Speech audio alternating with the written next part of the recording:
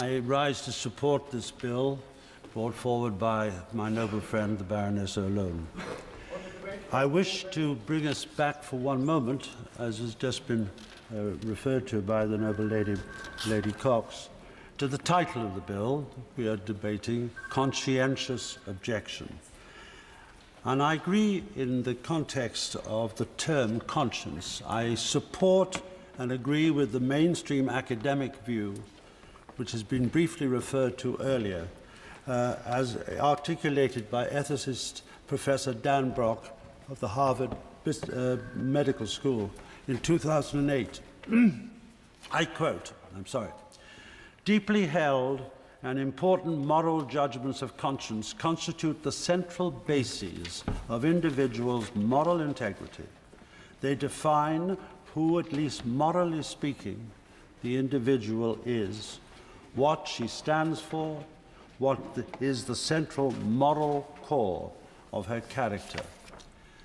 The truth that there is a sense, which I think Brock draws out rather well, in which the role of conscience highlights an important part of what makes us human. My lords, there is something sinister, oppressive, and inhuman about societies that do not make space for conscience, which make people suffer for remaining true to their moral judgments of conscience informed by secular or religious values. As academic and expert in this field, Dr. Mary Neal of the University of Strathclyde Legal Department puts it, I quote, "Conscience clauses exist primarily to protect people from moral responsibility for what they regard as wrongdoing."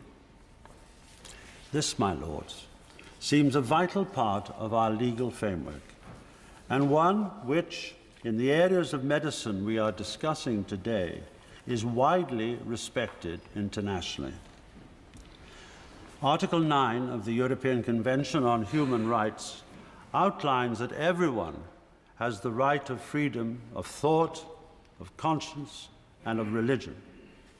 Further, has been referred to, Resolution 1763 of the Parliamentary Assembly of the Council of Europe calls on the Council of Europe members to guarantee the right to a conscientious objection for medical procedures in these very areas described in the bill, whilst, and importantly, also ensuring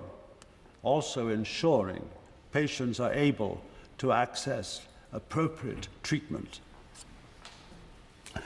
At this point, some might say that whilst they have no desire to force people to act against their conscience, people with conscientious objections to procedures caused by Clause 1 should not enter the medical profession. No one has to be a doctor or a midwife or a nurse. Well, I don't find that position at all remotely persuasive. As someone who has spent his life in business, commercial, education, and the performing arts, I am keenly aware as anyone that every industry wants hard-working, dedicated people operating in their fields. We want hard-working, dedicated doctors, nurses, and midwives working in this country. Individuals who enter these professions often do so because of their deep concerns for human life.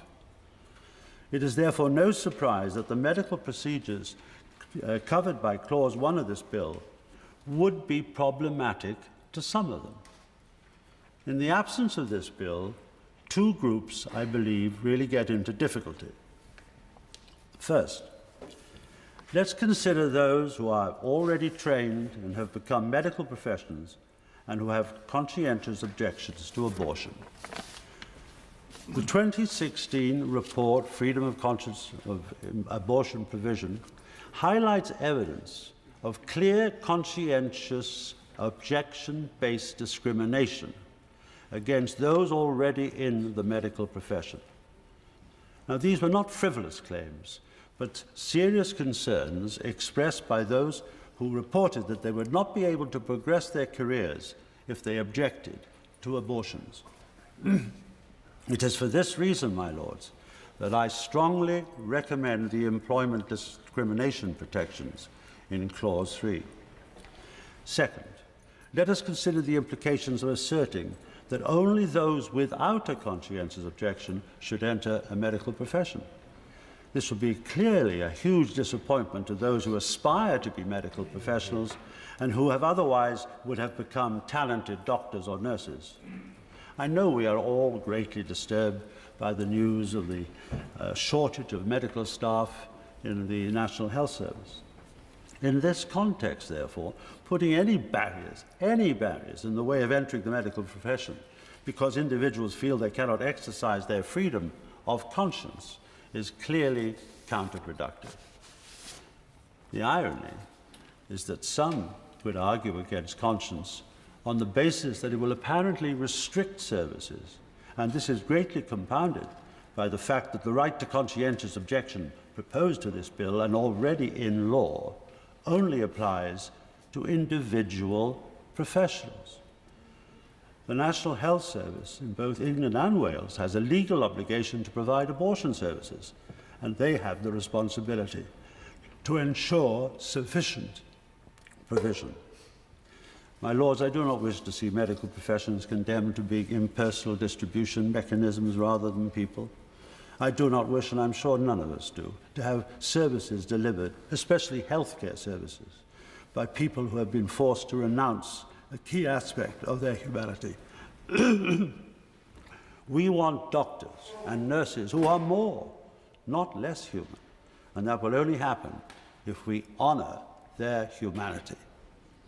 I want to live in a country where we have a richer conception of human beings and where we do not weaponize consumer rights such that the consumer can demand his pound of flesh from the provider without any concern for the moral difficulty it might place him or her in. It seems to me that part of this challenge of living in a civilized society is having the grace to exercise one's rights in a way that has regard for how doing so impacts other people. My lords, I am committed to this bill.